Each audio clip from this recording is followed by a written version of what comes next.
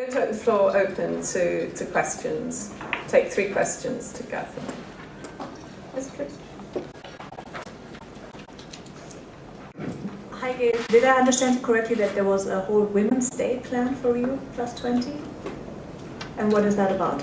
Is this on? Yeah. It's not confirmed exactly, but in those days, there's the final prep-com is June 15th or 16th or something, and then there's days in between there that are going to be official days. So I guess energy is, I mean, there's different events, and there's supposed to be a Women's Day, but I don't know what day it is yet. There's supposed to be a women's tent, and there's lots of logistics still that have to be worked out. So I don't know which day, but there is supposed to be a day that's dedicated to women's activities. That will be an official UN thing. Jim? And then you, yes, Jyoti. Something like this can be only done effectively if the national policies are in place and programs, and perhaps ENERGIA can help make roadmaps for how to reach full access by 2030. But it's not going to be easy. In fact, way back in 1980, we were doing energy modeling, and we thought by 2000 everybody will have access to energy, and we are in 2010. And beneficiary engagement and decision making level, women's at 3 level, I think if we can put it also in text, that would be better, because otherwise it seems like they are at the end of the road rather than a part of the process. And I was wondering, in the UNDP HDI Human Development Index, can we persuade them to include energy access in terms of cooking fuel, electricity and lighting separately, cooking fuel and electricity separately, and water availability also, because that's what adds to human drudgery, and it will also galvanize nations to take actions, because people normally compare themselves, and with inclusion of this, some nations will fall behind, some will go ahead. So, and that's a good, usually, way people compete with each other, nations, in a good sense. I think these 3 suggestions, the roadmap, the inclusion of index, national activities, and inclusion of beneficiary. Comment now, or do you want me to take it? Do you want to take this? Now we have talked about developing countries and gender. I would like to see the whole picture. I would like to see the developed countries and the inequity in energy use. I mean, also between in gender aspect there, but also between the developed countries and the less developed.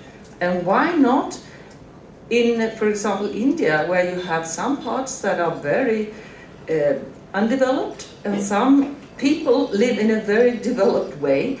I think it is a bit, too tiny bit of the whole story if we only talk about the women that cook in this very primitive way, when we have so many other people that live in a very wasteful way with energy. Thank you. Who wants to reply to? Well, I'll reply to that. I'm sort of picking up on what Dorothy said. I'm embarrassed too about my country's performance in terms of climate change and energy policy, or lack of energy policy. And it's certainly a key element of what needs to be discussed at Rio Plus 20. And for me, it's, I guess, a compartmentalization, because it's not what ENERGIA is doing, and I'm involved in other sorts of activities that have to do with energy policy in the US, but And I think there'll be definitely a lot of people who will try to build on some of the recent Occupy Wall Street and other activities in the States to link up with the Rio process and the UN. I think actually we'll see some of that in the next couple of days in New York. But you're right. It's we looked at all those, you know, how you get, once you get electricity, then you get a lot of appliances, and you start using, your footprint becomes very large, and it's something that the U.S. certainly needs to be addressing. So in terms of the comments on the roadmap for energy access, that's a very good comment, and I encourage ENERGIA to partner with us in sort of getting input from the different organizations that are involved in the network to help us together, and so we can work better at the national level. But just to highlight the process of coming up with these action plans, we have developed what we call an sustainable energy for all acceleration framework. And the idea is not to start something from fresh, but to collaborate with our national partners in sort of doing a situation analysis in terms of what already has been done in terms of these three goals, what are the different interventions, what are the gaps, and what needs to be done in the future to achieve, let's say, energy access by 2030. So this is the process, and it involves different stakeholders. It will be a participatory approach where stakeholders will come together, and there will be a lot of dialogue and discussions on how to go forward and on how to achieve these commitments and action plans. And the idea of HDI, there is a collaboration between different UN agencies and International Energy Agency to come up with energy indexes and indicators.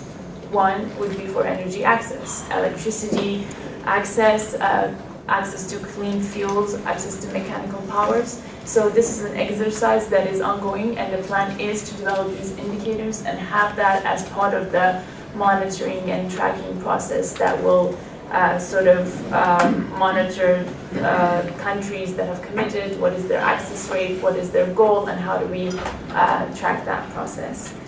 And also in terms of the comment on gender issues, energy issues in developing versus developed countries, just to make a comment on the Sustainable Energy for All initiative, this is not specific to developing countries. I mentioned the developing country side because UNDP focuses on developing countries, but this initiative has brought together all the member states, including developed countries. And the idea about having these three goals is to be inclusive of developing and developed countries. So we can guess that in sub-Saharan Africa, national governments would like to focus more on energy access issues and prioritize that over energy efficiency or renewables. We don't know. But perhaps in developed countries, there will be a more tendency on renewables and energy efficiency.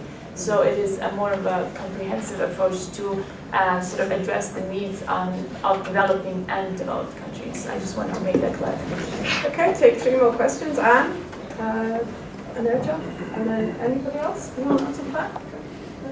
Okay, Franz. Okay. Maybe what I wanted to talk about is the issue of sustainability of electricity.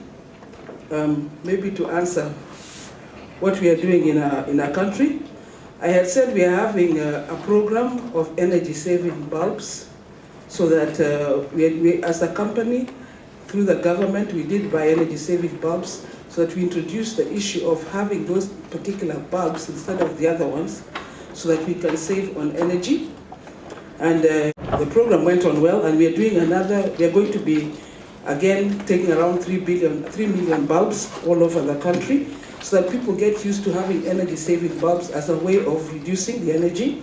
Number two, what we have said is any new building coming up, you have to put panels, solar panels, especially for residential houses. You don't want water heating, has to be done by solar panels.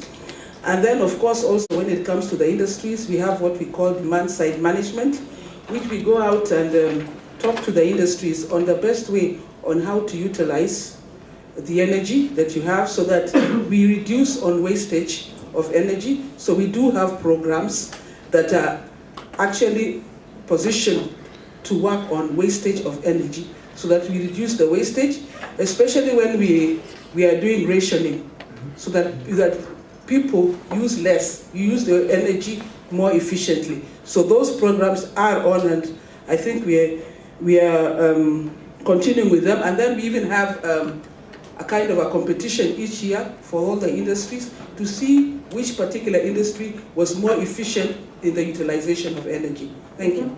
Thank you. ENERGIA? Thank you. Let me take up from Anna's point. I would like to share my experience from Sri Lanka. Now, in terms of using energy efficient bulbs, Sri Lanka is a country which has succeeded in many ways. In the year 2012, we hope that we will be able to electrify more than 98% of the households in the country. Now 40,000 households are to be covered through renewable energy solutions. Now, how it had happened? We promoted standardized energy saving bulbs in Sri Lanka. At the same time, electricity demand has increased annually by 8%. That 8% was covered not because we had more hydroelectric generated, but because of the energy savings that we were able to pick up by subsidizing the energy saving bulbs. So that is one of the examples that I decided to place in front of us. And there are many ways that we could link up this thing with women's lives. Because we were able to cover 65% of the households, then 85%, and then the 15% left in the country were the poorest or the geographically marginalized communities who live in rural areas. So I think by saving energy by the wealthy or the others who were able to afford or get the subsidy were able to save some energy for the poor. So that's how we have balance and women were benefited. Then in terms of the energy access by 2030, I would like to draw your attention to another point, that is not only the energy efficiency, but energy effectiveness. We always talk about the gender gaps in development, related to development, where we have widened the economic gaps between men and women. So I think effectiveness of energy in terms of gender should be really directly focused on economic empowerment of women. Make them capable of getting access to a lot of other appliances to make their lives easy. And there are so many ways that we can talk about education, health, and many other things, linking up with Millennium Development Goals.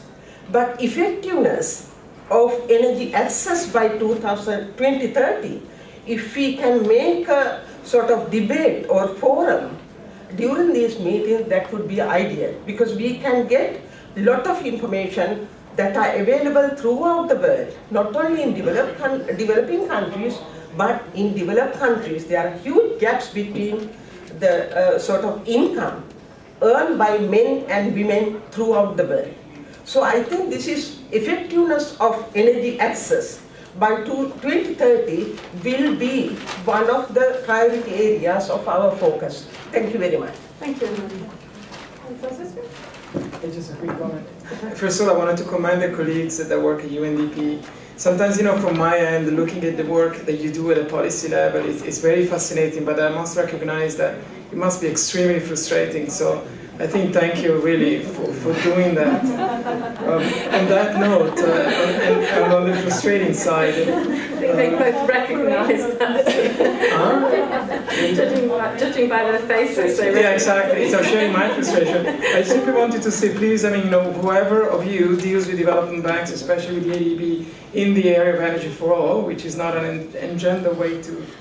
It clearly was an entry point, but it's never been an engender program. I'm simply asking you to kindly ensure in your interaction with the bank, meaning the ADB, that the gender team or social inclusion be also included, because most of the time we are so entrenched into the day-to-day work that we can very easily left out. So please do not assume in your daily fight that just because you deal with an organization, the gender and social inclusion team will be automatically included in it. So, you know, that's really a strong. And on that note, how that translates into the fact, for instance, one of the points I'm taking out of this conference is the dichotomy, if you can be called that way, between rural electrification and cooking energy. I can guarantee you that by looking at all the country partnership strategy between ADB and the DMC, meaning the development member countries, it's the emphasis on rural electrification by all means versus completely, you know, down there, yeah, do some enhanced cooking project, little grants, a couple of dollars here and there. So I mean, you know, again, just by having heard you these days, I learned that we need to try to put more emphasis on cooking energy. Maybe one day, and I'm dreaming, there will be a $1 billion loan to India, say, on cooking energy rather than the current $1 billion on rural electrification and solar. So thank you for keeping the flag flying on that. Okay, responses? No, it's just a compound. No, it's a three. Any responses? Well, the comment on the frustration about the policy issues, I think that's not unique to UNDP. Perhaps all multilateral organizations or even bilateral organizations experience some frustration between, in terms of the gap between policy and programming. So, but thanks for highlighting it. In terms of who deals with the Asian Development Bank, I am going to get back to you on that. It's probably somebody at the headquarters and at a higher level, but I can find that out for you. Energy for all partnership. Sorry? The Energy for All partnership. Yeah. And what was mentioned about rural electrification, if I understand it correctly, you're arguing that a lot of investment in energy access is going to rural electrification and not enough. Yes. And not enough is invested. Solar, right? 100%. Right. Well, And solar energy. So clearly not in cookstove. yeah, so I agree with you. We have recently done a portfolio analysis of our energy projects, and we realized that solar is 80% of the electricity projects that we are conducting, and cooking and heating was less than 2% of the portfolio. So that corresponds with our analysis. However, I also want to highlight the work that we have started in Ghana. We have started the implementation of this Sustainable Energy for All Acceleration Framework. Ghana has been the pilot project.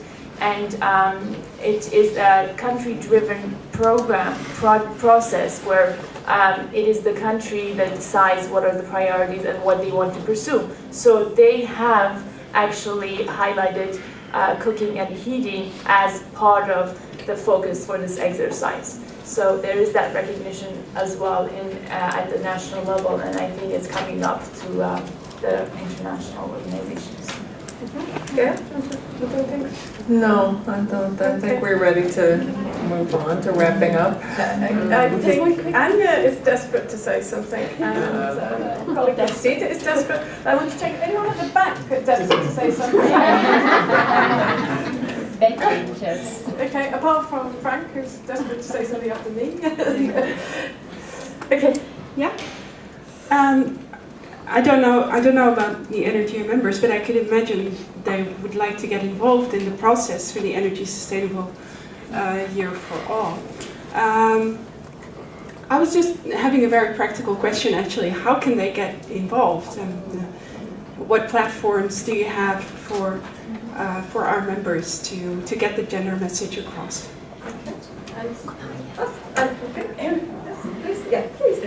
I would like to ask you about the urban development. we know that the urbanization is going very quickly now, and if it is not planned properly, then the cities will be very difficult to change after some years, you know, to try to make it more energy efficient. So, because we have spoken so much about rural issues now, so I ask you now, what about the urban environment and what about the poor also there? Good question. Okay, so the first question about how ENERGIA can get involved, I'm happy to mention that there has already been various avenues of collaboration within UNDP and ENERGIA, so we'll continue on that path. But more specifically, I think what is really valuable is the network that ENERGIA has been able to put together that can bring lessons from the ground and feed back the information and the knowledge that the different actors, the people in this room are experiencing, and feed that into the global processes. This is very important and something that I mentioned in my presentation. So in terms of the UNDP's national level engagements, what is going to happen, particularly with this year, is going to be on two levels: advocacy and supporting national actors on coming up with commitments and actions. And I think this is two areas that ENERGIA can get involved in. In terms of advocacy, you are involved in various countries in Africa and Asia, as I hear. So you know the local actors. First part would be a stakeholder gathering. So ENERGIA can provide assistance in bringing the different actors together, including civil society actors. And the second part is a more detailed analysis on these sort of situation analysis and gap analysis on where the country is in terms of the energy needs, what are the interventions, what are the gaps, where do we go from here. And that is also an in-depth analysis that requires a lot of consultation with the different stakeholders involved. And I see mobilization of different stakeholders, knowledge sharing, information gathering as some of the main elements that ENERGIA can provide support to. Okay, thank you. Yes.